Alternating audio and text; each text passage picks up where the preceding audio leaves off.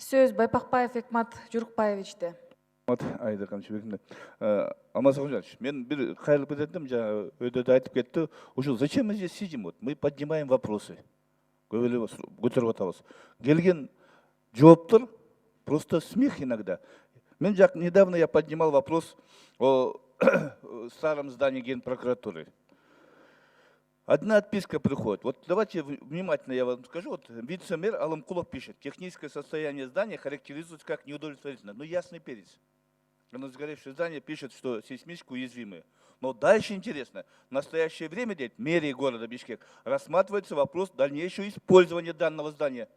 Что это форменное издевательство. Сөйлеуші қағаздарды алып тұрып, мэрді, вице-мэр шығып тұрып, премьер-министр қайылып тұрып, жұмыстан алыш керек таких людей. Я не здраво интересуюсь. В центре города он стоит как памятник нашей бесхозяйственности. Уят.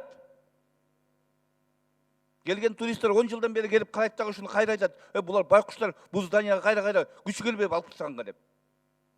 Алмаз Ахунович, ушуну бир алып туруп карагы сейчас. Может быть, нам стоит это здание с комиссиона убрать ее к черту оттуда. Да может быть, на стадионов бизнес жаровать турат. Давайте, может, обмен сделаем на строительство стадиона бизнесу. Бизнес сегодня может. В центре города шикарное место. Давайте создадим туда комиссии. Все правоохранители, все депутатов включим туда. Комиссионно решим, чтобы никто потом не поднимал вопрос. Қорқу тұрауыз. Анан екінші мәселе, бұл қайра ұшында елі мәселе. Мен өткенде көтергім. Мына пробка дейбіз. Барлығы мен